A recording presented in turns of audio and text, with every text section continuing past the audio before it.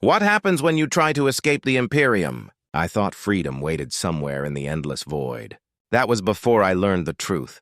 The galaxy offers no refuge from his sight. I stole a ship and fled across star systems only to discover that every world I found was already dead, enslaved, or consumed by powers far worse than the one I escaped. Now I am hunted by Imperial patrols, rogue traders, and Xenos alike. But the most terrifying hunter of all, the Imperium that lives inside my own mind. How do you run from what you have become? They never tell you what happens when you decide you no longer want his protection. My name is Ralph Vex. I was a guardsman of the 107th Cadian, a regiment with history stretching back 12 generations. I held a lasgun in my hands before I could properly write my own name. I killed my first heretic at 14, a thin man with 3 eyes who begged for mercy in a language I did not understand. I was commended for not hesitating. The colonel himself placed a hand on my shoulder and told me I had done the Emperor's work. I believed him. I believed all of it for so very long. The city of Varadim was where everything changed. A hive settlement on the eastern continent of Acrelius IV. Population approximately 3 million souls. We were deployed there after reports of mutation and possible cult activity. Standard protocol. We had done this a dozen times before. Sweep the underhives. Find the deviants. Burn the corruption. Restore order. The commissar said it would take a week at most. We found them in the lower manufacturing district. 200 or so citizens hiding in the maintenance tunnels beneath the factorium. Men and women, some with extra fingers, some with scaled patches of skin, one child whose eyes glowed faintly in the dark. They surrendered immediately.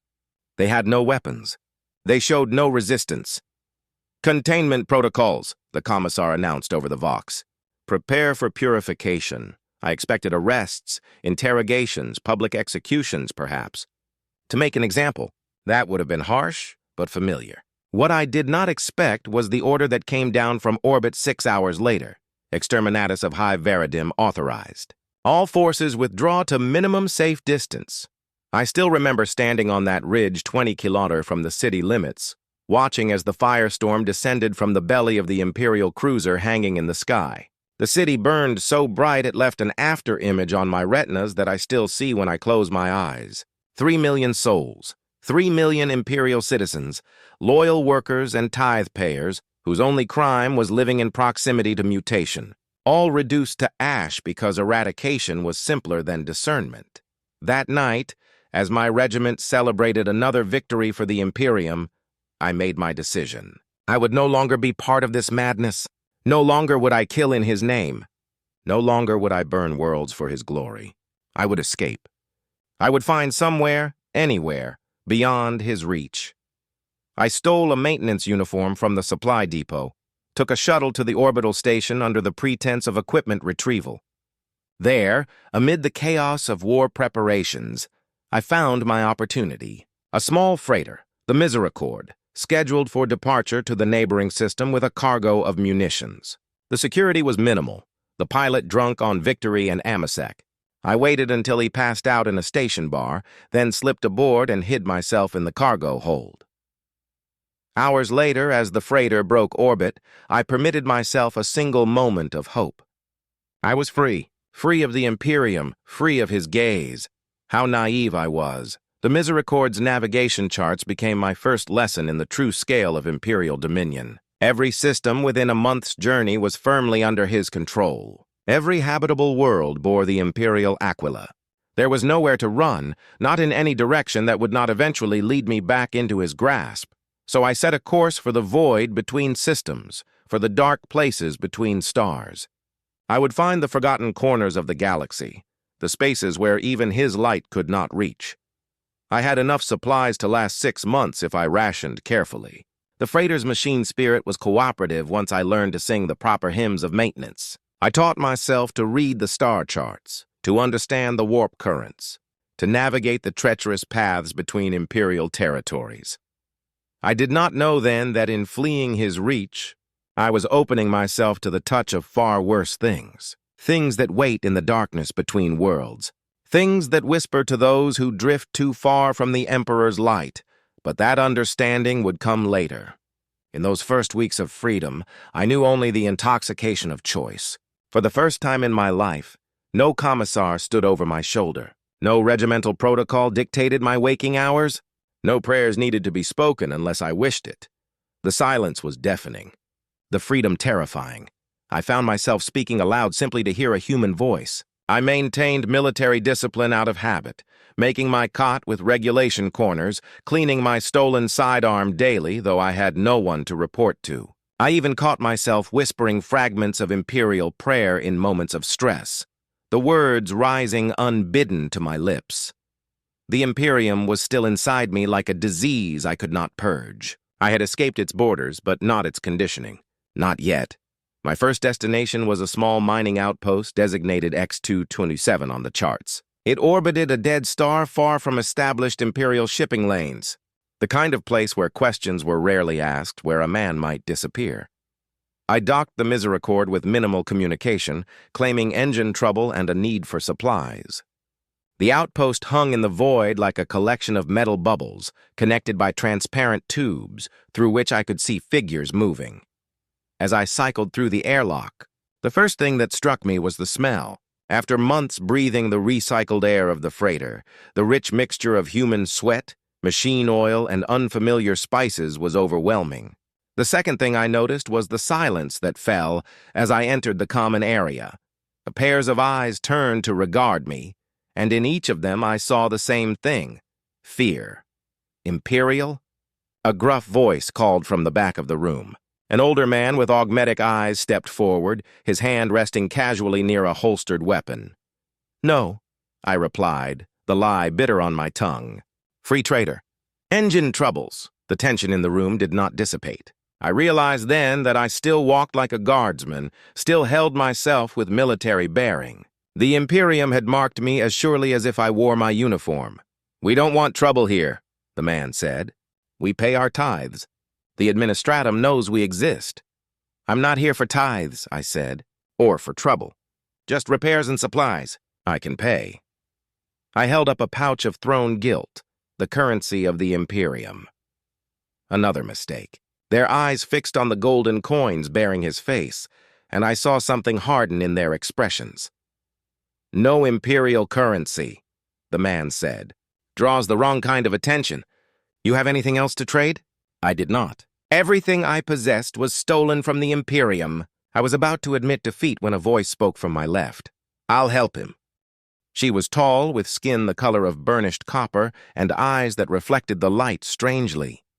Later I would learn she was a void-born, one who had never known planetary gravity. Her name was Lysandra, and she worked as a navigator and mechanic. "You'll vouch for him, Lys?" the old man asked, suspicious. "I'll keep him out of trouble," she replied with a shrug, "and take whatever he can pay in Imperial coin. Been meaning to visit a proper Forge world anyway, and so began my first tenuous alliance since desertion."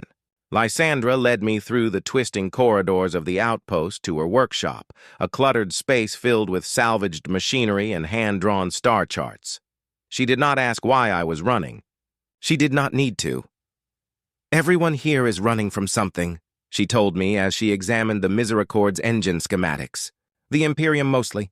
Some from worse things. Are there places truly beyond Imperial reach?" I asked. She laughed, a harsh sound without humor. "You really are fresh out, aren't you?" "No, little soldier. There is nowhere the Imperium cannot eventually reach if it decides you're worth the effort. But there are places where it hasn't bothered to look too hard. Places where the effort of conquest outweighs the reward." "That's where I need to go," I said. Lysandra regarded me with those strange, reflective eyes. "Those places have other dangers, things the Imperium actually protects you from, whether you believe it or not." I didn't believe it then. "I would learn. There's a system," she said finally, tracing a pattern on one of her star charts.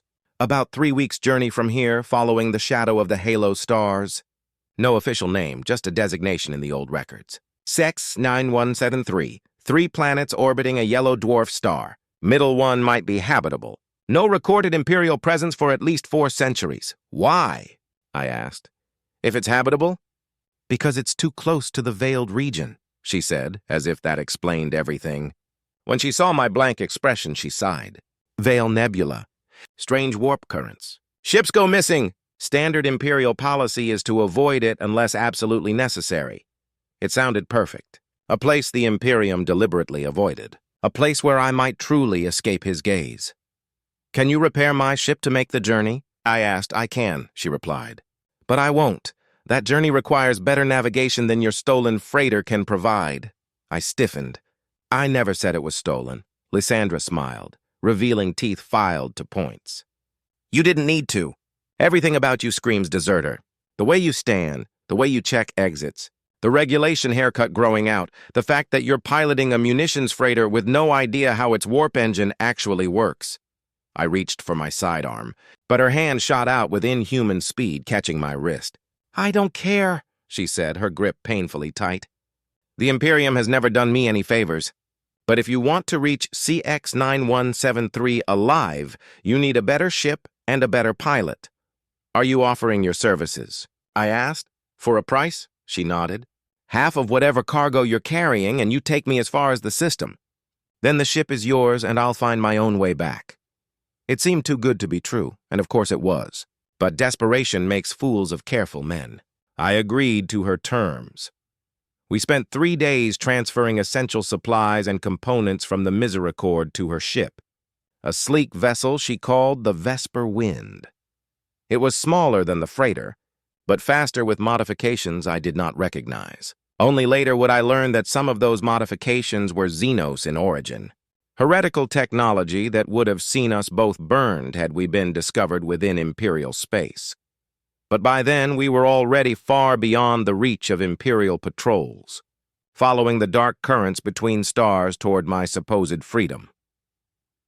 The journey to CX-9173 was my first experience with true void travel. On Imperial ships, the common crew rarely witnessed the transition to warp space. We were kept in our quarters, told to pray and wait until the journey was complete.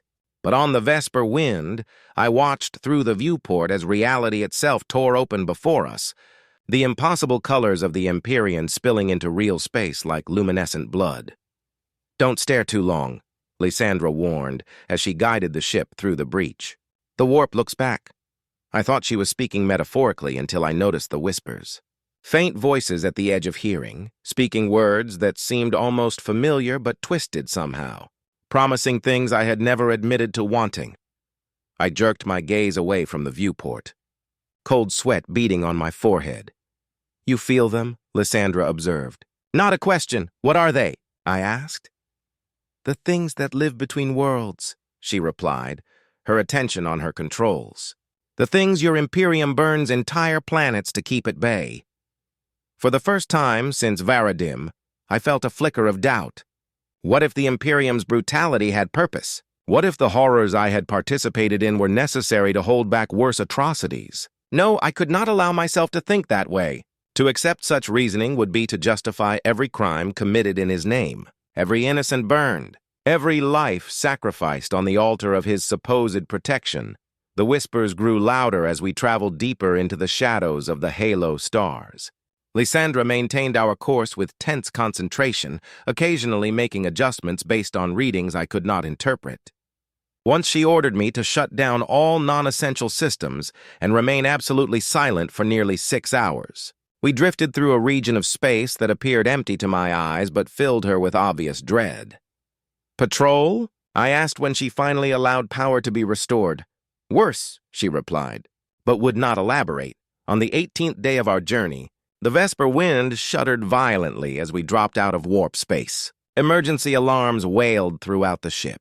Lysandra's hands flew across the controls, her expression grim. "What's happening?" I demanded. "Something's wrong with the current," she said. "The warp is unstable here, different from the charts." The viewport showed only normal space now, a yellow star visible in the distance. We had arrived at CX-9173, but something was clearly not right. The ship's augers were displaying contradictory readings, some showing 3 planetary bodies as expected, others showing none. "That's impossible," Lysandra muttered. "A star system doesn't just change," but as we cautiously approached, the truth became undeniable. Where the charts showed 3 planets, we found only one orbiting at the distance where the habitable world should have been. Of the other two planets, there was no sign. Could the charts be wrong? I asked. Lysandra shook her head. These are rogue traitor charts. Expensive accurate. She ran another scan, frowning at the results. And the composition is all wrong. This planet is... I've never seen readings like this. As we established orbit, I got my first view of what should have been my sanctuary. The planet below was gray-brown, its surface etched with patterns that seemed almost deliberate, like vast circuit diagrams or arcane symbols. No visible bodies of water, no green of vegetation, just the endless geometric patterns covering entire continents. Is it dead? I asked. No, Lysandra replied, her voice hushed. It's awake. Before I could ask what she meant, the ship's Vox system activated of its own accord. A sound emerged that was not quite language, not quite machine code. A rhythmic sequence of tones and static that made my teeth ache and my vision blur. Lysandra moved with sudden urgency, slapping the emergency thruster controls. The Vesper wind lurched violently away from the planet. "What are you doing?" I shouted, grabbing a support rail to keep from being thrown across the bridge. "Getting us out of here," she replied, her voice tight with fear. "Now." "But the planet is not a planet," she cut me off. "It's a tomb. A Necron tomb world." The word meant nothing to me then. As a common guardsman, I had been taught of only the most common Xenos threats. Orcs, the Eldar, the forces of chaos, the ancient race of living. Metal that slept beneath the surfaces of countless. Worlds was deemed knowledge, too. Dangerous for ordinary soldiers. I would learn soon. Enough. As the Vesper wind accelerated away from the planet, the Vox continued to emit that terrible knot sound. Then, without warning, a section of the planet's surface shifted. Enormous panels of what I had taken to be stone slid apart, revealing a chasm of green light beneath. "Throne of Terra," Lysandra whispered, all pretense of disdain for the Imperium forgotten in her terror. "It's waking." Something emerged from the chasm. A vessel of impossible design, all sharp angles and glowing sigils, moving with a grace that defied its apparent mass. It rose from the planet with deliberate slowness, orienting toward our fleeing ship. "Can we outrun it?" I asked. "No one outruns the Necrons," Lysandra replied. But she pushed the engines harder nonetheless. "Our only hope is to reach the warp before they decide we're worth the effort to pursue." The Necron vessel made that decision for us. A beam of Viridian energy lanced out, striking the Vesper wind's port side. Systems failed instantly across the ship. The artificial gravity fluctuated, sending us floating momentarily before crashing back to the deck. Emergency lighting bathed everything in blood-red illumination. "Warp engine is offline," Lysandra reported, her fingers dancing across the failing controls. "We can't jump. Can we fight?" I asked, reaching for my sidearm as if a guardsman's pistol would make any difference against a Xenos warship. Lysandra actually laughed, a sound of pure hysteria. "Fight the Necrons with what? Harsh language?" Another beam struck us, more precisely this time. I felt a strange sensation, as if my very atoms were being pulled apart and reassembled incorrectly. The metal of the ship around us seemed to shimmer and blur. "Teleportation beam!" Lysandra gasped. "They're taking us." The last thing I remember before unconsciousness claimed me was the sight of gleaming metal figures materializing on the bridge. Skeletal forms with eyes of burning emerald fire, moving with the terrible patience of predators who know their prey cannot escape. In my darkening vision, I thought I saw the Imperial Aquila burning in the void beyond the viewport, watching, judging. The Emperor protects. The old prayer goes. But who protects those who flee his protection? I awoke to perfect darkness and the sensation of metal against my back. Not the familiar metal of a ship's deck, but something colder, more precise, as if each molecule had been deliberately placed according to some alien mathematics. I could not move. Some force held me immobile, though I felt no physical restraints. My breathing was the only sound, echoing slightly as if in a vast space. Then came the light. Not the warm illumination of flame or the harsh glare of imperial lumens, but a cold green radiance that seemed to emanate from the metal itself. It revealed a chamber of impossible architecture, where angles met in ways that hurt the mind to perceive. The walls were covered in those same circuit-like patterns I had observed on the planet's surface. But here they pulsed with energy, as if the entire structure were a living thing. Before me stood one of the metal figures I had glimpsed on the ship. Closer now, I could see the details of its construction. It resembled a fleshless human skeleton rendered in living metal, but with proportions subtly wrong. Too tall, too thin. Its skull-like face was frozen in a rictus grin, the emerald fire of its eyes regarding me with what I can only describe as clinical curiosity. Where was Lysandra? What had happened to the ship? Questions burned in my mind, but I could not speak, could not move. Could only watch as the metal figure raised a hand in which it held some kind of device. It spoke, not in words, but in that same not sound I had heard over the Vox, a series of clicks and electronic tones that bypassed my ears entirely and seemed to resonate directly within my skull. I did not understand the language, but somehow I grasped the intent. Subject acquired. Analysis proceeding. The device in its hand activated, projecting a field of green light that passed over my body from head to foot. I felt nothing physically, but a sense of violation pervaded me, as if this thing were reading not just my biological structure, but something deeper, my thoughts, my memories, my very soul, if such a thing existed. More of the metal figures entered the chamber. They moved with perfect coordination, their steps making no sound despite their apparent weight. They conferred in their clicking language, occasionally turning their burning gaze upon me. Then, to my horror, they began to change. Their metal bodies flowed like liquid, reforming into new shapes. And the shapes they chose were human, not perfect replicas. There was still something fundamentally wrong about their proportions, their movements. But they fashioned themselves crude approximations of human form. One even molded its features to create a grotesque parody of my own face. They were learning, adapting, using me as a template. The one with my face approached, its movement a stuttering imitation of human gait. It reached out with fingers too long and too jointed, touching my cheek with a coldness that burned. "Guardsman Ralve Vex," it said in a voice that was my own, yet utterly devoid of humanity. "Deserter! Traitor to your Imperium! They had taken my memories, my knowledge, my identity." "You seek escape," the thing continued. "There is no escape, only transition." It turned to its companions and emitted a series of rapid clicks. The others responded in kind, their burning gazes never leaving me. "Your biological form is inefficient," my doppelganger stated. "We will improve it. You will serve the Awakening service. Always service. I had fled the Imperium to escape being a tool, only to be captured for the same purpose by something infinitely more alien." With a gesture from the leader, the paralysis field holding me released. I collapsed to the metal floor, my limbs numb and unresponsive. Before I could attempt to move, skeletal hands seized me, lifting me as effortlessly as if I were a child. They carried me deeper into their impossible structure, through corridors that seemed to fold in upon themselves, past chambers where other metal figures worked at tasks I could not comprehend.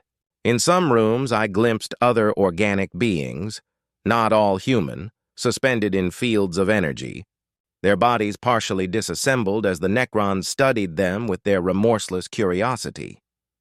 I saw Lysandra among them. Her void-born physiology had apparently marked her as something of special interest.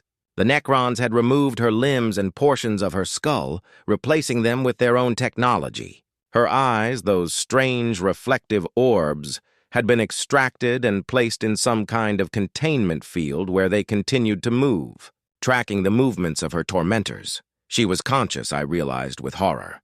Conscious and aware throughout her dismantling. I struggled then, a sudden surge of strength born of terror giving me momentary resistance. It made no difference. The metal hands simply tightened, threatening to crush bone if I continued.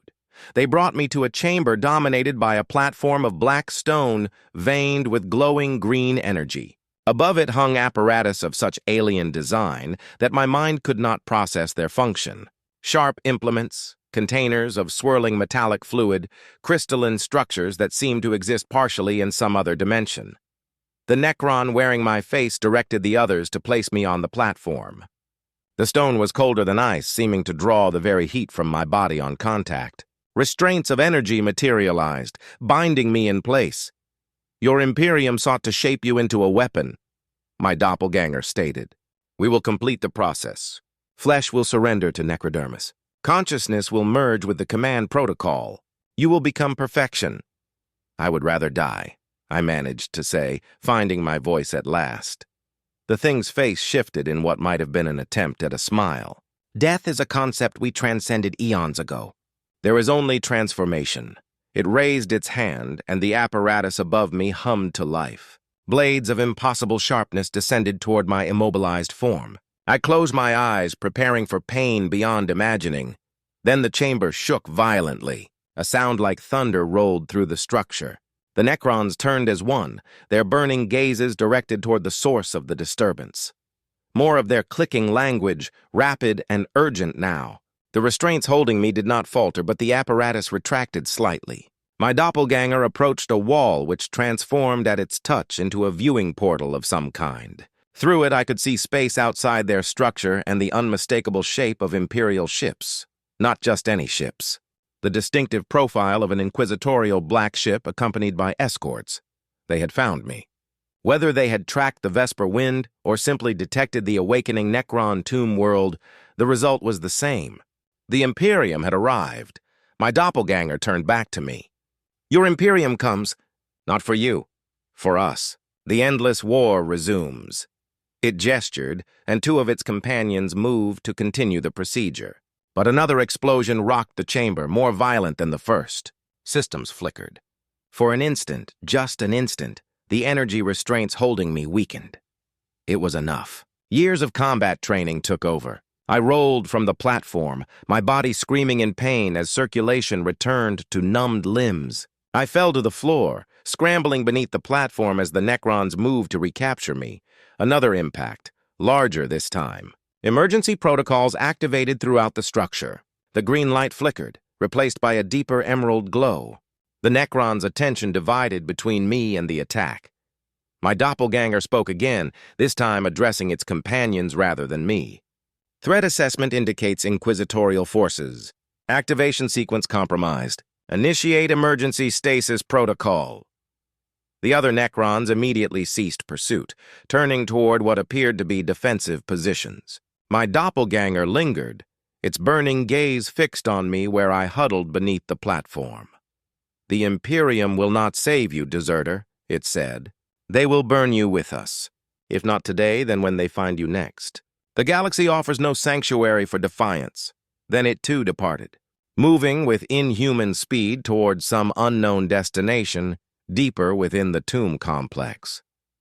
I was alone, temporarily forgotten in the chaos of battle. I had only moments before either the Necrons remembered me, or the Imperial forces reduced this entire section to molten slag. Forcing my trembling legs to support me, I staggered from my hiding place. The corridors outside were in disarray. Necron warriors moving with purpose toward defensive positions. None spared me a glance. To them, a single human was an irrelevance compared to the Imperial threat. I had no plan, no destination, only the desperate instinct to flee, away from both the soulless metal Xenos and the equally merciless Imperium. I ran through corridors chosen at random, each identical to the last in their alien geometries. By chance or fate, I found myself in what appeared to be a docking bay of sorts. The architecture opened to the void of space, held back by energy fields that permitted the passage of vessels while containing atmosphere. Several smaller Necron craft rested on platforms, their designs as incomprehensible as everything else in this nightmare realm. Through the energy field, I could see the battle raging. Imperial ships firing lance batteries that dissected portions of the tomb structure with surgical precision. Necron vessels rising from the planet's surface, their weapon systems awakening to return fire with beams of viridian energy that simply erased whatever they touched from existence. Neither side cared about one deserting guardsman. I was less than nothing in this clash of ancient enemies. One of the smaller Necron vessels sat closer to me than the others, It resembled a crescent moon, rendered in the same living metal as its creators, large enough perhaps to transport a dozen of the skeletal warriors. No obvious entrance was visible. No control interfaces that I could recognize. But as I approached, hesitant and desperate, a section of its hull simply reconfigured. Metal flowed like water, creating an opening just large enough for a human form to enter. It was inviting me in. Every instinct, every fragment of Imperial conditioning screamed that this was heresy beyond measure. To willingly enter Xenos technology, to allow it to envelop me, this was corruption of the highest order. Another explosion rocked the tomb structure. Through the energy field, I saw an Imperial escort vessel split apart under concentrated Necron fire, its crew exposed to void in an instant of silent horror. I had no choice. Death by Imperial executioners, death by Necron vivisection, death in the crossfire of their ancient hatred, or the slim chance of survival offered by this alien craft that seemed to be offering itself to me. I stepped inside. The opening sealed behind me, metal flowing together seamlessly as if it had never existed. The interior was a single chamber illuminated by the same green light that pervaded all Necron technology. No visible controls, no seats or harnesses, just an empty space of gleaming metal. How do I began aloud, then gasped as the floor beneath me shifted. The metal rose, forming a platform that elevated me to the center of the chamber. More metal flowed, creating a kind of cradle that partially enclosed my body. The craft knew what I wanted. Or perhaps it was simply responding to pre-programmed protocols. Either way, I felt movement as it disengaged from its docking platform and moved toward the energy field separating us from the void. We passed through the barrier, and suddenly we were in space, accelerating away from the tomb world and the battle surrounding it. Through some means I could not perceive, the craft was showing me our surroundings, as if the hull had become transparent from within while remaining solid from without. I watched as the Imperial and Necron ships grew smaller behind us, neither force apparently noticing or caring about the departure of one small vessel. The tomb world itself receded, its surface now alive with the green fire of fully awakened Necron technology. For the second time, I had escaped, fled from the Imperium I had sworn to serve, and now fled from the Xenos horror that had nearly remade me in its image. But this time, my vessel of escape was itself Xenos technology of the highest order. I had traded one corruption for another, and I had no idea how to control the craft that carried me or where it might be taking me. As the Necron ship carried me away from the battle, I became aware of a subtle change in the chamber around me. The metal cradle holding my body was integrating. Tendrils of liquid metal had begun to extend across my limbs, paper-thin filaments that spread like a web over my skin. I tried to pull away, but the cradle held me fast, not painfully but with irresistible strength. The filaments continued their advance, some now thin enough to slip beneath my skin without breaking it, a sensation like ice water flowing through my veins. "No," I gasped, understanding coming too late. The vessel was not simply a means of escape. It was an extension of Necron technology designed to transform its occupant just as surely as the apparatus in the tomb would have done. But something was different. There was no pain, no sense of violation as the filaments spread through my body. Instead, I felt a growing awareness as if new senses were awakening. I could feel the ship around me not as something separate, but as an extension of myself. Its systems, incomprehensible before, now seemed intuitive, its purpose clear. This was not a warship or even a transport in the conventional sense. It was a seed, a probe sent out by the awakening tomb world to gather information, to find suitable locations for further expansion.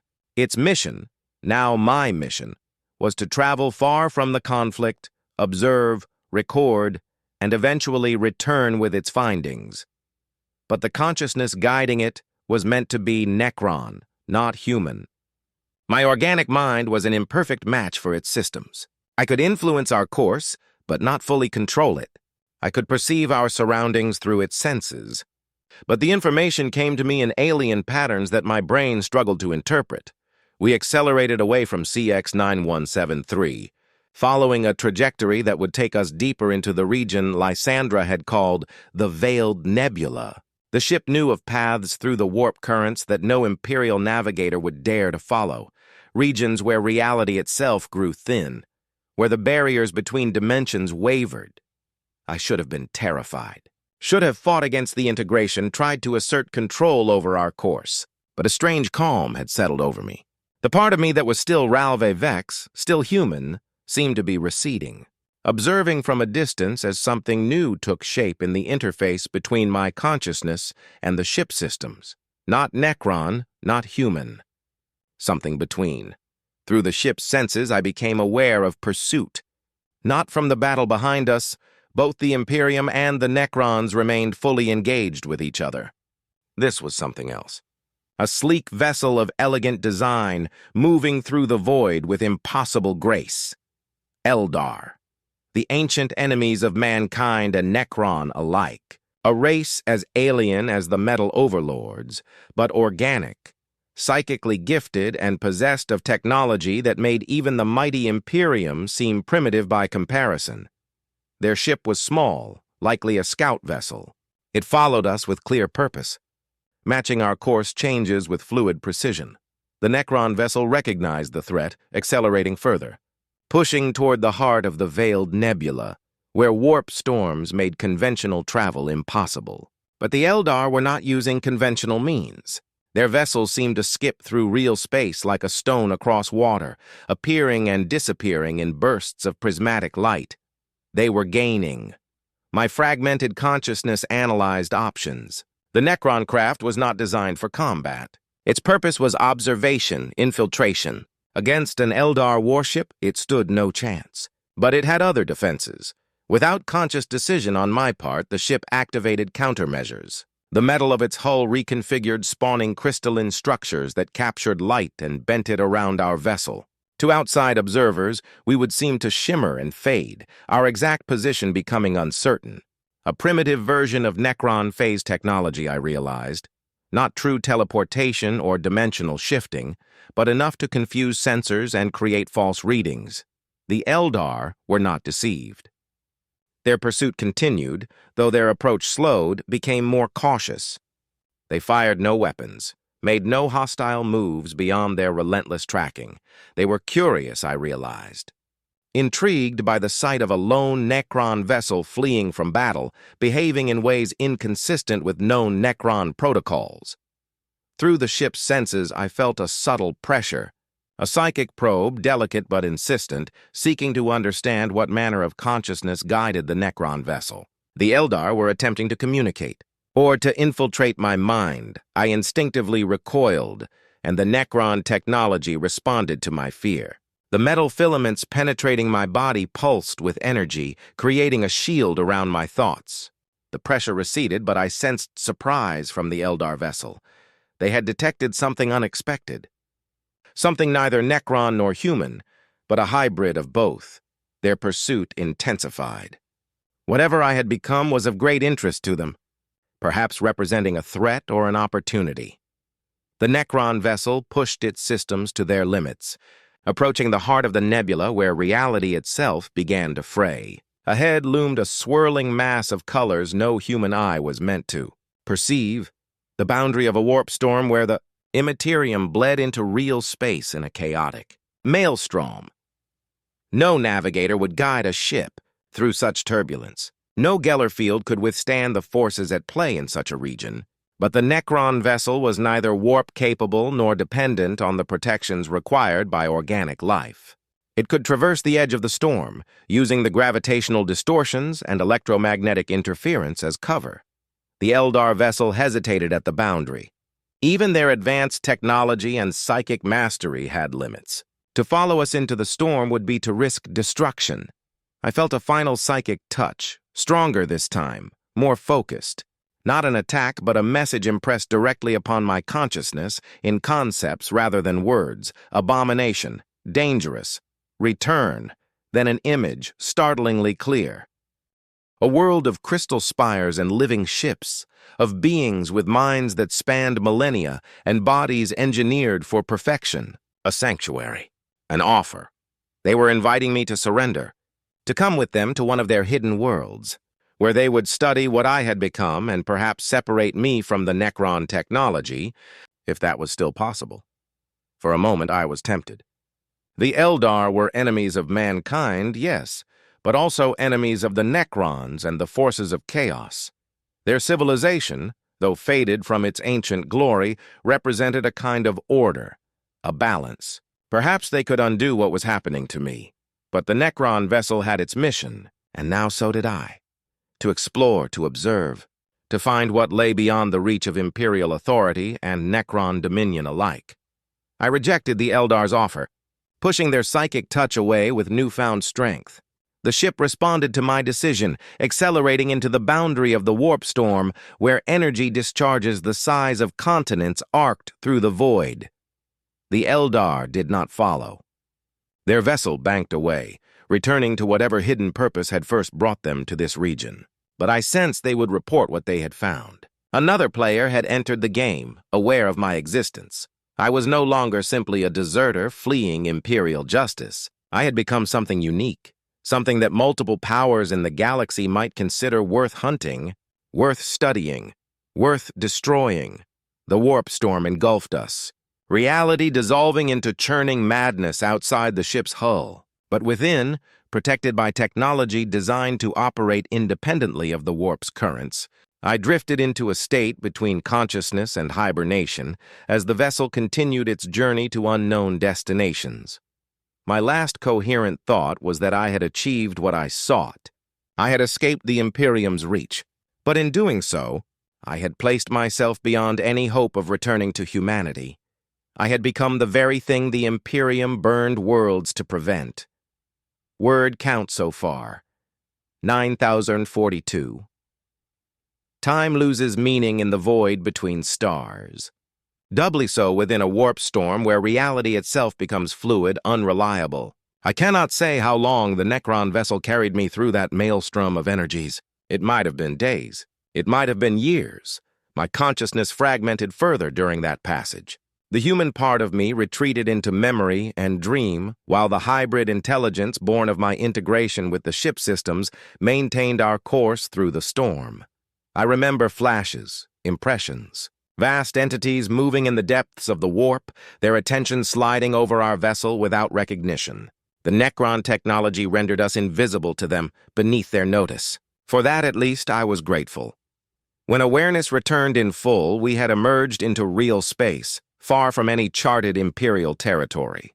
The storm was behind us, a distant smear of impossible colors against the black. Ahead lay a system unmarked on any chart I had seen. 3 small planets orbiting a red dwarf star. The ship's sensors analyzed the system methodically. The innermost planet was a molten hell too close to its star. The outermost was a frozen waste of methane ice. But the middle world showed signs of habitability. Atmosphere within human tolerance. Liquid water. Energy signatures suggesting technology. We approached cautiously, the ship responding to my unspoken directive to avoid detection. As we entered orbit, I beheld a world of stark contrasts. Vast oceans of deep blue covered most of the surface. The land masses were concentrated in a single continent near the equator, a sprawling expanse of green forests and golden plains. And cities, unmistakably human cities, their geometric patterns revealing an origin in imperial colonial design. But something was wrong. The energy signatures were too weak, too scattered. No orbital defenses challenged our approach. No Vox communications filled the frequencies that Imperial worlds typically monitored. The ship's sensors detected approximately 12,000 human life forms on the entire planet. For a world of this size with established infrastructure, the number was impossibly low. I directed the vessel to land near one of the larger settlements, a city built where a river met the ocean. As we descended through cloud cover, I saw the truth. The city was largely in ruins. Buildings stood empty, streets overgrown with native vegetation. The few energy signatures came from the city center, where a small portion of the urban area appeared to be maintained and inhabited. We touched down in what had once been a landing field, now reclaimed by grass and flowering plants I did not recognize. The ship extended sensory tendrils, testing the atmosphere, scanning for threats. Finding none immediate, It prepared to open an egress point in its hull. Before it could do so, I became aware of approaching life forms, humans moving with purpose toward our landing site. They came in vehicles of Imperial manufacture, but ancient and modified with non-standard components. 23 individuals in total, armed with laser guns and more primitive projectile weapons. They surrounded the ship at a cautious distance, their vehicles forming a perimeter. One figure stepped forward, clearly a leader. Male, elderly by appearance, with augmetic replacements visible at his left eye and right arm. He wore a patchwork of what might once have been Imperial Guard armor, modified and repaired over decades. He raised a Vox amplifier to his mouth. "Identify yourself and state your purpose." His voice boomed, the high Gothic of the Imperium heavily accented but recognizable. "This world is under the protection of the free colony of Hadrian's Rest." The ship translated his words for me, though I would have understood them anyway. My mind raced, considering options. These were humans, apparently isolated from the Imperium, yet still clinging to some of its technology and language. They might provide information, resources, perhaps even a chance to shed the Necron technology that was slowly consuming my humanity. But how would they react to what I had become? I was neither fully human nor Necron now, but something between. The metal filaments had spread throughout my body during our journey, creating a network just beneath my skin that gleamed faintly in the right light. My eyes, I knew without seeing them, now shone with the same green fire as my Necron captors. I made my decision. Knowledge was worth the risk. I directed the ship to open, the metal flowing aside to create an entrance. I stepped out onto the soil of Hadrian's Rest, the first planetary surface I had felt beneath my feet since my captivity in the tomb world. The reaction was immediate. Weapons raised, exclamations of shock and disgust. The leader took an involuntary step backward, his augmetic eye whirring as it adjusted focus. "Throne of Terra," he breathed. "What are you?" "My name is Ralph Vex," I said, my voice sounding strange to my own ears after so long communicating only through the ship's systems. "I was once a guardsman of the Imperium. Now I am something else." "Necron!" someone in the perimeter spat. "Metal abomination." "Not entirely," I replied, keeping my hands visible and my posture non-threatening. "I am still partly human, still myself. The ship and I are connected, but I retain my own will." The leader studied me. His organic eye narrowed in suspicion while his augmetic one continued its scanning. "I am Marshal Hadrian Kell, founder of this colony, and I have seen enough horrors in my lifetime to know when something is not what it claims to be." "I seek information," I said. "Nothing more. This world, your colony. How did you come to be here?" "Beyond Imperial borders." A bitter laugh escaped the Marshal. "Beyond borders. Boy, we were once the proud center of an Imperial subsector. Hadrian's Rest was a thriving agri-world with 16 billion loyal Imperial citizens." I glanced at the ruined city around us. "What happened?" "The Imperium happened," he said, his voice hard. 97 years ago, the subsector was written off. Administrative error, resource reallocation, strategic withdrawal. The words change depending on which official record you find. The result was the same. Supply ships stopped coming. Astropathic communication ceased. The administratum simply erased us from their ledgers. Others in the perimeter nodded grimly. This was clearly a story they all knew. A founding mythology for their isolated community. "Most worlds in the subsector died quickly," the Marshal continued. "Without Imperial supply lines, without the protection of the Imperial Navy, they were easy prey for raiders, Xenos, worse things. We survived because we were the most self-sufficient, the most distant from the warp routes that carried our attackers, and because some of us remembered how to live without the Imperium's oversight." "You rebuilt," I observed, looking again at the maintained portion of the city visible in the distance. "We survived," he corrected. 12,000 of us from a population of 16 billion. We abandoned the other cities, consolidated our resources, learned to make do with what we had. Every piece of technology we cannot manufacture ourselves becomes increasingly precious as the years pass. Every skilled worker who dies takes irreplaceable knowledge with them. I processed this information, correlating it with what I knew of Imperial administration. Such errors were not uncommon in a galaxy-spanning bureaucracy. Entire sectors could be forgotten, written off due to clerical mistakes or changing strategic priorities. The citizens of those abandoned regions were simply sacrificed, their lives worth less than the administrative effort required to correct the error. "And you never attempted to re-establish contact?" I asked. The Marshal's expression darkened.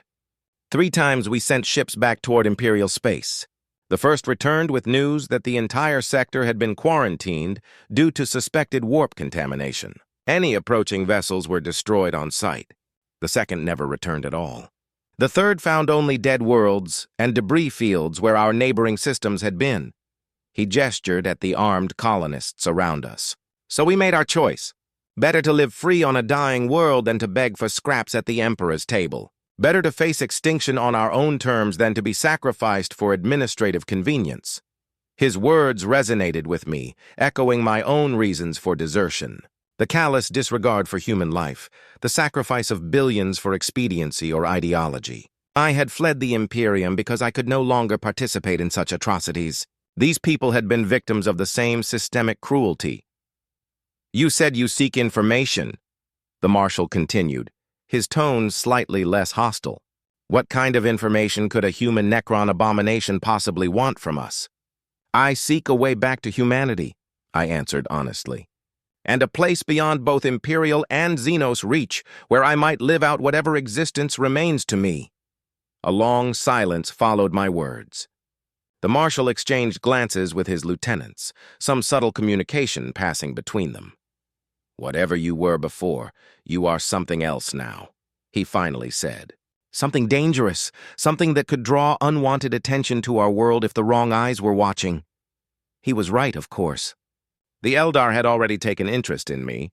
The Necrons would seek to reclaim their technology, and the Imperium would burn this entire planet if they discovered a Necron-human hybrid abomination being harbored by human colonists. "I will not stay long," I promised. "Only long enough to learn if there is a way to separate myself from this Xenos technology and where I might go afterward." Another exchange of glances among the colony's leadership. Then the Marshal nodded sharply. "You will remain here under guard while we consult our tech priest. If anyone might understand your condition, it would be Magos Dawn. But be warned, abomination, at the first sign that you pose a threat to this colony, we will destroy you by any means necessary." I inclined my head in acceptance of his terms. What choice did I have? This was the first human contact I had experienced since my desertion. Perhaps the only opportunity I would have to find a way back to humanity. The Marshal barked orders, and 4 of his soldiers approached cautiously, weapons trained on me. They escorted me toward the inhabited portion of the city, leaving others to establish a perimeter around the Necron vessel. I could still feel the ship, its systems maintaining a passive connection to my consciousness, but I made no attempt to activate any of its functions. Better to appear cooperative, harmless. As we walked through the ruins of what had once been a thriving Imperial city, I saw the evidence of the colony's struggle for survival. Gardens had been planted in what were once decorative plazas. Smaller buildings had been dismantled, their materials repurposed to reinforce the structures still in use.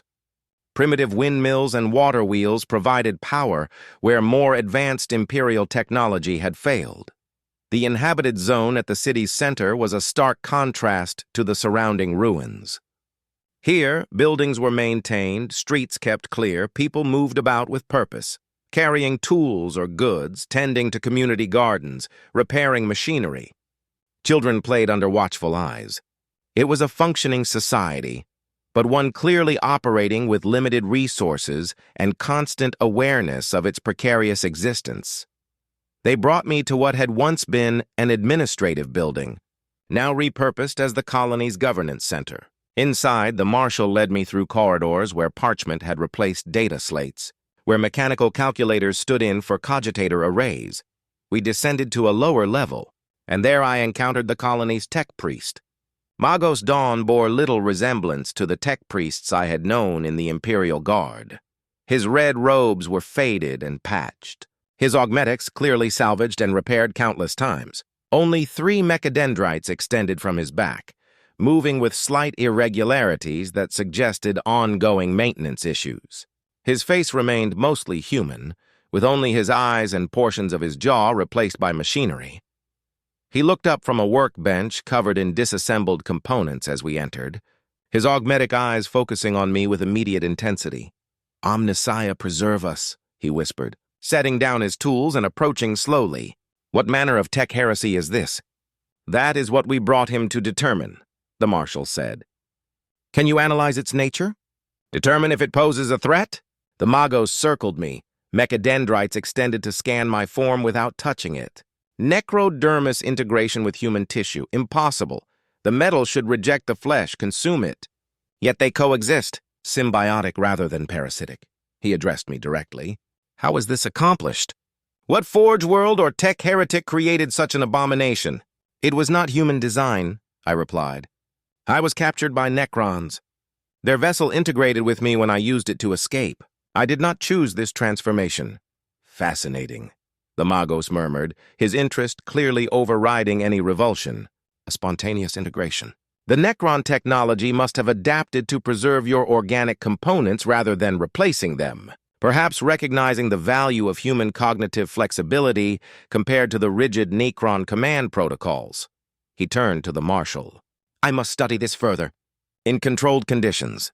The implications for our understanding of both human physiology and Necron technology are profound." The marshal frowned. "I did not bring him here for your research. Magos, I need to know if he is a threat to the colony." "All knowledge is worth the risk," the tech priest replied automatically, the mantra of the Mechanicus evident despite his long isolation. "But to answer your question, I detect no immediate danger. The Necron components appear dormant, responding only to his conscious direction. There is no evidence of external control protocols or autonomous functions that might override his will. His assessment was not entirely accurate. The connection between myself and the ship remained active, and certain Necron protocols had already merged with my consciousness. But I saw no reason to correct him. Better to appear less integrated, less alien than I truly was. "Can it be reversed?" I asked. "Can the Necron technology be removed without killing me?" The Magos paused, his mechadendrites retracting slightly as he considered. "Unknown. The integration appears comprehensive. The filaments have bonded with your nervous system, your organs, even penetrated cellular structures. Separation might be possible with sufficiently advanced technology, but," he gestured at his makeshift workshop, "we barely maintain what Imperial technology we still possess. Nothing here approaches the level of sophistication required for such a procedure." Hope dimmed within me, though I had expected this answer. If even the Mechanicus at the height of its power would struggle with such a task, what chance had this isolated colony with its salvage technology? "There may be another option," the Magos continued, his voice lowered. "Rumors persist of a xenotech trading post at the edge of the Halo Stars, a neutral ground where rogue traders, exiled tech priests, even Xenos merchants exchange technologies and services outside Imperial jurisdiction. If anywhere in this sector might possess the knowledge or tools to address your condition, it would be there." The marshal made a sound of disapproval. "The Nexus. You would send him to that den of heretics and Xenos collaborators." "I merely provide information," the Magos replied smoothly. "What he does with it is his concern, not ours. I seized on this new possibility, this Nexus. How would I find it?" The marshal and the Magos exchanged glances, some unspoken tension evident between them. "The colony maintains minimal contact with the Nexus through necessity," the marshal finally admitted. "Certain components we cannot manufacture ourselves must be acquired through trade. Navigational coordinates could be provided, though the route is treacherous. Warp storms, raiders, worse things. My vessel can navigate such hazards," I said, confidence born of my connection to the Necron ship's capabilities. The marshal's expression hardened. "And there lies the problem. You speak of that Xenos craft as if it is an extension of yourself. How can we trust that you have not been subverted entirely, that the human you claim to be still exists at all?" It was a fair question, one I asked myself with increasing frequency as the integration progressed. How much of Ralva Vex remained? How much was now something else, something alien, I cannot prove what remains of my humanity, I admitted. I can only act according to what I believe is right. I have no wish to harm your colony. I seek only to find a way back to what I was, if such a path exists. Or to complete your transformation if it does not, the Magos suggested, his tone indicating scientific curiosity rather than accusation. I had no answer to that.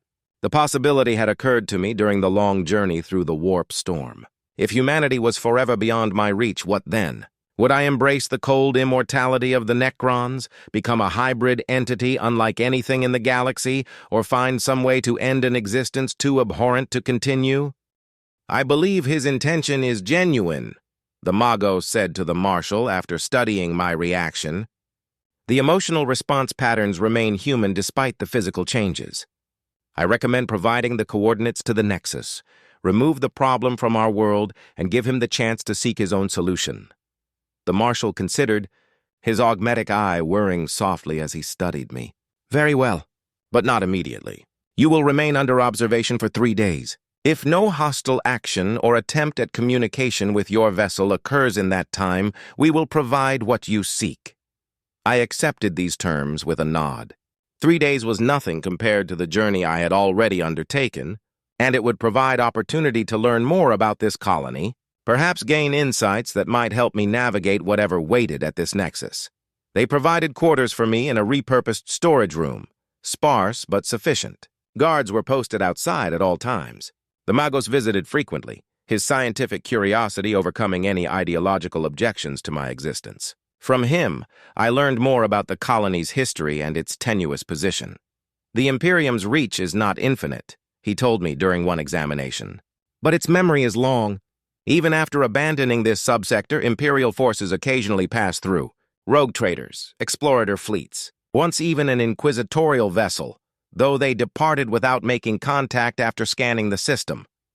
They know you're here? I asked. Perhaps? Or perhaps they simply noted a human colony of no strategic value, not worth the resources required to reintegrate it into the Imperium. His mechadendrites probed gently at the filaments visible beneath my skin. The Administratum's calculus is cold. 12,000 souls barely register compared to the trillions under Imperial rule. Yet you maintain Imperial technology, Imperial traditions, I observed. Even after being abandoned. The Magos made a sound that might have been a laugh, mechanical and harsh. What alternative exists? Revert to pre-industrial barbarism? Embrace Xenos technology and risk drawing the attention of Imperial forces that would exterminate us for tech heresy? No. We walk the narrow path, maintain what we can of human civilization while accepting that we stand outside the Imperium's protection. There was wisdom in his approach, a pragmatic adaptation to circumstances that preserved what was valuable while discarding what could not be sustained. Perhaps there was a lesson there for my own condition.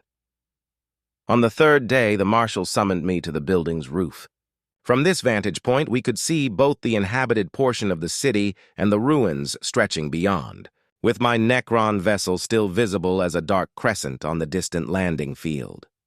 Your ship has remained dormant as you promised, he acknowledged, and you have made no attempt to escape or communicate with it. The Magos believes your intentions are genuine, though he would prefer to continue studying you indefinitely. He handed me a data slate, ancient and carefully maintained. These are the coordinates for the Nexus. The route passes near 2 warp storms and through a region known to be hunted by orc raiders. Proceed with caution. I accepted the slate, reviewing the navigational data. The Nexus lay at the intersection of several infrequently traveled warp routes, positioned precisely where overlapping dangers made Imperial enforcement difficult, but not where those dangers made travel impossible. A perfect location for illicit trade and exchange of forbidden knowledge. Thank you, I said, looking up from the slate to meet the Marshal's gaze. Your colony has shown unexpected hospitality to something like me. Not hospitality, he corrected. Pragmatism. You represent a potential threat, but also potential knowledge. By directing you elsewhere, we minimize the former while preserving the possibility of the latter. He turned to look out over his domain, the small pocket of humanity clinging to existence on this forgotten world. We survive by making difficult choices, by accepting that sometimes there are no good options, only less ruinous ones. Again, his words resonated with my own experience. Was that not what had driven me to desertion? The recognition that I faced only ruinous choices while serving the Imperium. "One last thing," the Marshal said, not looking at me. "The Magos believes that your integration with the Necron technology is progressing, not static. That eventually the balance between human and machine will shift irreversibly toward the latter. I had suspected as much during my brief stay. I had noticed subtle changes. Increased sensory acuity, decreased need for sleep and sustenance, growing awareness of the Necron vessel's capabilities even at this distance. If you find no solution at the Nexus," the Marshal continued, "do not return here. This colony survives by remaining unremarkable, unworthy of notice by greater powers. What you are becoming would draw exactly the kind of attention we cannot afford." "I understand," I replied, "and I would not endanger what you have built here." He turned back to me, his expression grave. "Good hunting, Ralve Vex, or whatever name you will bear when your transformation is complete." I departed that same day, walking alone back to the landing field where my Necron vessel waited. No escort accompanied me. They trusted that I would honor my word to leave. Or perhaps they simply knew that trying to prevent me would be futile if I chose to use the ship's capabilities against them. As I approached, the vessel's hull flowed open in welcome, the metal cradle reforming to receive me. The connection, dormant during my time in the colony, surged back to full strength as I settled into place. Information flooded my consciousness. The ship had not been as inactive as the colonists believed. Its passive sensors constantly gathering data, analyzing the colony's defenses and technology. I could have taken what I wanted from them. The ship's capabilities far exceeded their salvaged Imperial weapons. I could have demanded supplies, information, even human subjects for study if the Necron protocols had fully dominated my thinking. But what remained of Ralve Vex rejected such courses.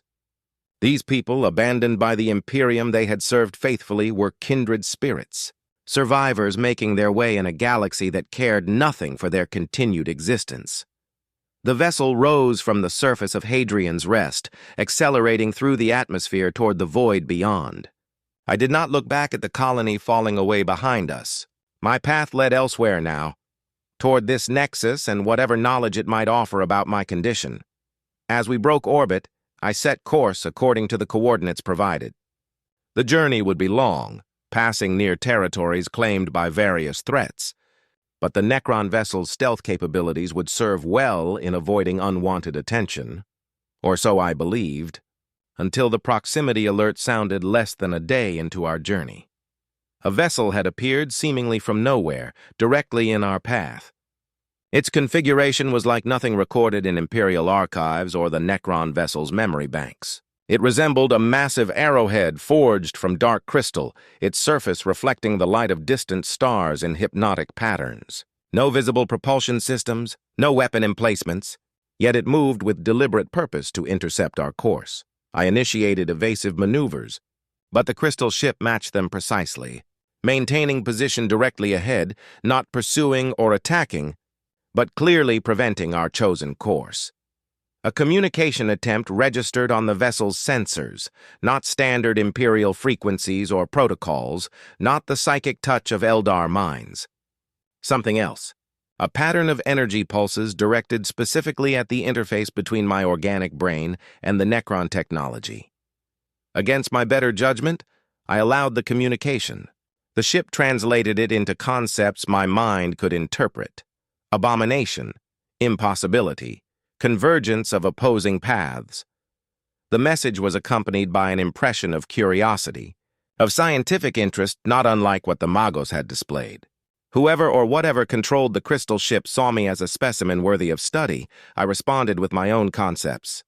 Seeking knowledge. Seeking reversal. Seeking sanctuary. A pause. Then new impressions flowed into my mind. Ancient race.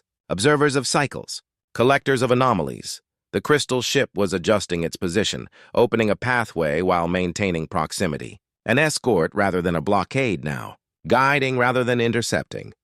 We seek understanding of your nature, You seek understanding of your condition. Convergence of interests, I hesitated. My experiences since desertion had taught me caution when dealing with the unknown. The Necrons had nearly remade me in their image. The Eldar had sought to capture me for their own purposes. This new entity might have similarly self-serving intentions. Yet, what choice did I have? The Nexus was my only lead, my only hope for finding a way back to humanity. If these beings knew of it, perhaps they could facilitate my journey. I allowed the crystal ship to guide us, maintaining readiness to activate the vessel's defensive measures if needed. We traveled together for what felt like days, though my perception of time had become increasingly unreliable as the integration progressed. Eventually, a new star system appeared ahead. Not the coordinates of the Nexus as provided by the Marshal, but somewhere else entirely. A binary star orbited by a complex arrangement of artificial structures rather than natural planets. Vast crystalline habitats, each unique in design, linked by energy fields and transit corridors of pure light. The crystal ship led us toward one of the smaller habitats at the system's edge. As we approached, a docking bay opened, large enough to accommodate my vessel. Energy fields similar to those I had observed in the Necron tomb world contained atmosphere while permitting our passage. We landed gently in a chamber that reconfigured itself as we settled, the crystalline floor flowing to create supports perfectly matched to the Necron vessel's dimensions. I experienced a moment of déjà vu. Once again, I was faced with the decision to exit my vessel and place myself at the mercy of unknown entities. Once again, the pursuit of knowledge and potential salvation outweighed caution. The ship opened at my command, and I stepped out into the crystal habitat. The atmosphere was breathable, though with an odd sweetness to it that my enhanced senses identified as containing trace elements not present in standard human-compatible environments. Nothing immediately harmful, but a reminder that this place was not designed with human physiology in mind. They were waiting for me. 3 figures standing a respectful distance from the ship. Humanoid in general outline, but clearly not human. Their bodies appeared to be composed of the same crystalline material as their ship and habitat, semi-transparent and refracting light in complex patterns. No visible facial features, yet I sensed their focused attention. Welcome, Convergence entity. One of them spoke, not in words but in directly transmitted concepts that my integrated mind could interpret. We are the crystalline magi, observers of galactic cycles. I had never heard of such beings, either in Imperial teachings or in the fragmentary knowledge absorbed from the Necron technology. They existed outside the familiar conflicts of the galaxy, outside the endless war between organic life, chaos, and the Necron dynasties. "What do you want with me?" I asked. The question formed in my mind and somehow transmitted to them without spoken words. "You represent an unprecedented convergence," the central figure responded. Necron phase metal integrated with human consciousness. 2 opposed evolutionary paths merging. This has not occurred in any previous cycle. Previous cycle? The galaxy dies and is reborn, another of the crystalline beings explained. Organic life rises, falls, transforms. Patterns repeat with variations. We observe, record, preserve key specimens and knowledge across cycles. The implications were staggering. These beings claimed to have witnessed multiple iterations of galactic civilization, to have observed the rise and fall of species across timescales that dwarfed even the ancient history of the Necrons or Eldar. "You said you seek reversal," the third figure interjected. "Return to human form. This may not be possible. The integration proceeds toward completion. Soon a new state of being will emerge. Neither human nor Necron, but something unprecedented. Can you not help me?" I asked, desperation coloring the transmitted thought. "Your technology, your knowledge, must far exceed what is available at the Nexus." The crystalline beings conferred among themselves, a rapid exchange of energy patterns I could partially sense but not interpret. "We do not intervene directly," the central figure finally responded. "But we recognize the value of your unique convergence. We propose exchange. Grant us permission to study the integration process. Allow us to record the emergence of this new state of being. In return, we will provide knowledge. Options. What kind of options? 3 paths lie before you, the being explained. First, continuation of the current integration. Emergence as a unique hybrid entity with capabilities beyond either human or Necron limitation. Second, acceleration toward full transformation. Abandonment of remaining organic components. Ascension to a new form of Necron existence with retained human cognitive patterns. Third, separation. Painful, partial, imperfect. Return to approximate human form with permanent alterations and reduced lifespan. The third option was what I had sought since my escape from the tomb world. A return to humanity, even imperfect, even brief. Yet now, faced with these ancient beings and their perspective that spanned galactic cycles, I found myself considering the alternatives with new understanding. What was humanity truly but one brief evolutionary moment in the cosmos? The Imperium taught that the human form was sacred, that deviation was heresy. But standing before beings who had witnessed the rise and fall of countless species, such dogma seemed provincial, limited. "Show me," I requested. "Show me what each path would mean." The crystalline chamber around us shifted, its walls becoming transparent to reveal 3 separate chambers beyond. In each, a version of myself existed, illustrating the potential outcomes of each choice. In the first, I saw a being that still resembled a human in general form, but with the Necron technology fully integrated, no longer hidden beneath skin but forming an exoskeleton of living metal. This being moved with fluid grace, manipulating energy fields with thought alone, interfacing with technology of various origins without effort. In the second, I saw something far less human, a Necron form, skeletal and imposing, yet with movements and posture that betrayed its origin as Ralv Vex. The green fire of its eyes seemed to contain depths of understanding, of memory that standard Necron warriors lacked. It was studying what appeared to be human artifacts with a reverence that no true Necron would display. In the third, I saw what appeared to be myself as I had been before desertion, before the tomb world. A human man in simple clothing, but as I watched, I noticed the differences. Patches of skin with metallic sheen, eyes that occasionally flickered with green light, movements interrupted by spasms of pain. This version of myself was dying slowly, the separated Necron technology leaving behind damage that could never fully heal. These are not predictions, the crystalline being clarified, merely representations of possibility based on our analysis. The actual outcome of each path would be influenced by many factors, including your own will and the specific methods employed. I turned away from the visions, my thoughts churning. None of the options offered true return to what I had been. The Ralv Vex, who had deserted the Imperial Guard, was gone forever, transformed first by his rejection of Imperial doctrine and then by his integration with Xenos technology. What would you choose? I asked the crystalline beings, curious about their perspective. "We do not choose for others," the central figure replied. "We observe, we record. The value lies in diversity of paths, in the unique patterns each consciousness weaves through existence. A non-answer, but perhaps wisdom nonetheless." These beings had survived across multiple galactic cycles by observing rather than participating, by preserving knowledge without imposing direction. "If I agree to let you study me, how long would this process take?" "Time flows differently within our habitats," the third figure explained. "What might seem as years of study to us would be experienced as days for you. When the process is complete, we would provide you with the means to implement whichever path you choose and transport to your desired destination." It was a generous offer, assuming their intentions were as stated. But I had learned caution through bitter experience. "And if I decline, then we return you to your original course," the central figure said. "We do not compel. We only offer knowledge in exchange for knowledge." I considered my options carefully. The Nexus might offer solutions, but from a technological level far below what these crystalline magi possessed. Their claimed perspective across galactic cycles suggested a depth of understanding no human or even Necron scientist could match. Yet there was something unsettling about their detachment, their position as mere observers of the galaxy's endless conflicts and transformations.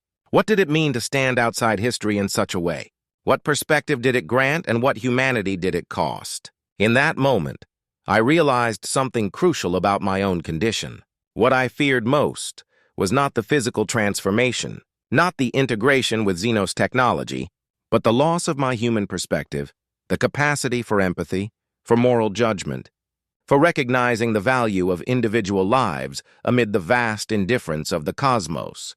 The Imperium had tried to strip that from me through indoctrination, through the brutal calculus that justified burning worlds to maintain order. The Necron technology threatened to replace it with cold immortality and the perspective of beings who had sacrificed their souls for eternal existence. What path would preserve not just my human form, but my human heart? I accept your offer, I told the crystalline beings. Study me, but in return, I want more than just the technical knowledge to implement these options. I want to understand what each truly means, not just for my physical form, but for my consciousness, my soul, if such a thing exists. The central figure inclined its crystalline head in what might have been a gesture of respect. A wise request. Understanding is the foundation of true choice. We will share what we know of consciousness across its many forms, organic and otherwise. The rest is for you to determine. And so began my time among the crystalline magi, a period that seemed to exist outside normal space and time.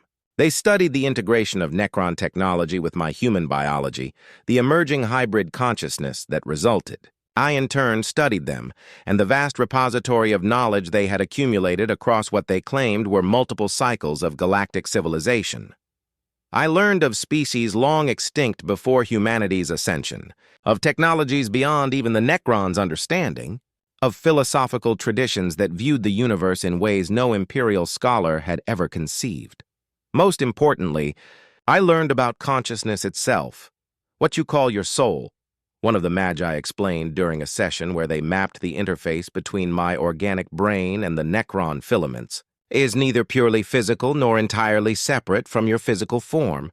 It is a pattern, a process, an ongoing organization of information and experience that creates continuity of self.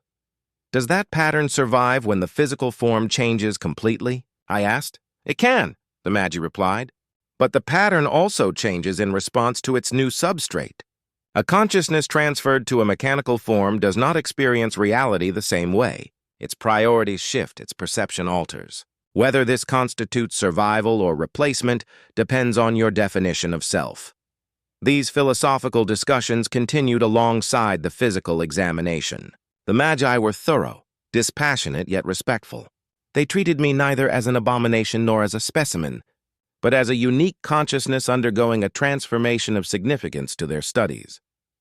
As promised, they eventually presented me with detailed information on all three possible paths: the technical requirements, the likely outcomes, the existential implications of each choice. They added a fourth option I had not considered: stasis, preservation in crystal suspension, unchanged until some future cycle might offer better solutions. I declined the fourth option immediately. Whatever I chose to become, I would face it consciously, not hide in frozen limbo while the galaxy continued its endless wars without me. The choice ultimately came down to a question of identity. What defined Ralvavex? Was it the human form I had been born into? The memories and experiences that shaped me? The capacity for choice itself? In the end, I chose a modified version of the first path. Not full integration that would create a hybrid entity of equal parts human and Necron, but a controlled balance. The Necron technology would remain, its capabilities available to me, but subordinate to my human consciousness. My physical form would continue to appear largely human, though with visible modifications that could never be fully concealed. The process was not simple. The crystalline Magi worked with precision beyond any human or Necron technology I had witnessed. They adjusted the interface between organic and mechanical components, established boundaries for the integration, created safeguards against further uncontrolled transformation. When it was complete, I stood before them changed yet familiar to myself. My skin bore traceries of silver where the Necron filaments ran close to the surface. My eyes still flickered with green fire when I accessed certain capabilities, but I felt human in the ways that mattered most. My emotions, my capacity for empathy, my sense of connection to my own past. The integration is stabilized, the central Magi informed me. It will neither progress further nor reverse without deliberate intervention. The capabilities granted by the Necron technology will remain accessible, but will not dominate your consciousness. What am I now? I asked, examining my altered hands where silver lines traced the paths of veins beneath the skin. You are the first of your kind, the Magi replied, neither human by imperial definition nor Necron by their ancient parameters. A new pattern of consciousness occupying a hybrid substrate. What you become from this point forward is determined by your choices, not your composition. They provided me with a small crystal, a communication device that would allow me to contact them should circumstances require. Then, true to their word, they offered to transport me to any destination within their considerable range. I considered returning to the Nexus as originally planned, but that seemed unnecessary now. The knowledge I sought had been provided by the crystalline Magi. The question of where to go instead was more difficult. I could not return to Imperial space. Even with my condition stabilized, I remained a deserter, a heretic, an abomination by Imperial standards. The Inquisition would burn me without hesitation if discovered. I could not return to Hadrian's Rest. The Marshal had made it clear that I would not be welcome, and I had no wish to bring trouble to their isolated colony. There are others like you, the Magi said, sensing my uncertainty. Not identical, but similar. Beings who exist between established categories. Exiles who have found places to exist beyond the reach of galactic powers. Where would I find such beings? The borders of reality, came the cryptic response, where the material universe meets other dimensions. Regions avoided by both the Imperium and Xenos powers due to navigational hazards or warp anomalies. Places where the rules of existence are more flexible. It was a direction rather than a specific destination, but it was enough. I thanked the crystalline Magi for their assistance and prepared to depart in the Necron vessel, now as much a part of me as my own limbs. Before I left, the central Magi offered one final observation. Your journey began with an attempt to escape the Imperium of man. Yet everywhere you traveled, you found only different forms of control, different demands for submission. The Necrons, the Eldar, even us with our offer of knowledge in exchange for study. I nodded, recognizing the truth in these words. Perhaps true escape is not found in physical distance from the Imperium. The Magi continued, but in transcending the binary thinking it represents. The belief that one must be either human or Xenos, loyal or heretical, pure or corrupted. You now exist as living proof that such categories are insufficient. With those words to contemplate, I departed the crystalline habitat, my vessel once again carrying me into the void between stars. But now the vessel responded to my will with perfect harmony, the integration between us stabilized and controlled. I was neither its master nor its prisoner, but its extension and it mine. I set course for the regions the Magi had described, the borderlands where reality itself grew thin, not with the desperate hope of escaping the Imperium that had driven me initially, but with curiosity about what existence might be possible beyond the structures and conflicts that defined the known galaxy. The Imperium would continue its endless wars. The Necrons would rise from more tomb worlds. Chaos would corrupt.